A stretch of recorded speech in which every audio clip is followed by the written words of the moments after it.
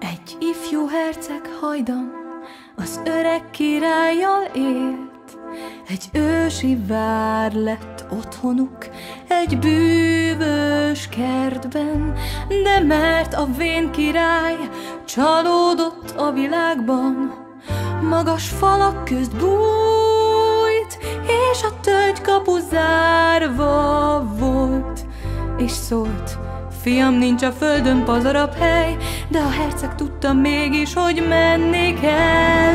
Fénylő éjből, színarany égből, csillagok szórják a csillagport, hogy megtaláld.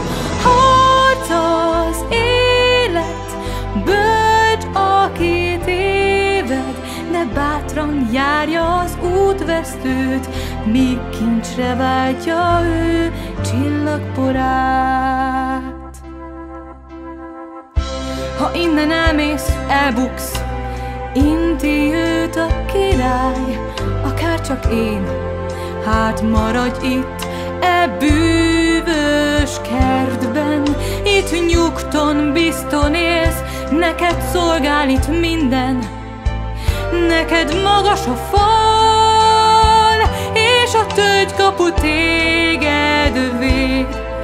Így győzködte őt az öreg érvekkel, de a herceg tudta mégis, hogy menni kell, mert távol innen színarany minden, vár a világ, sodor oldhatatlan szenvedély. Harc az élet, élvezd és érezd, és kincsé válik a csillagpor, ha nem riaszt el téged száz veszély.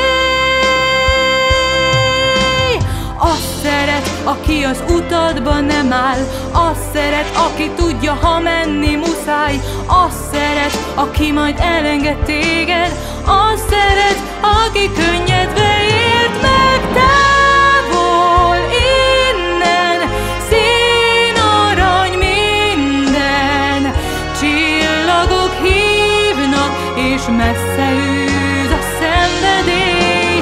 Harc az élet, élvezd és érezd, és kincsé válik a csillagpor. Nosza, indulj csak el, hiszen rajtad a jel, s így nem riaszt téged el.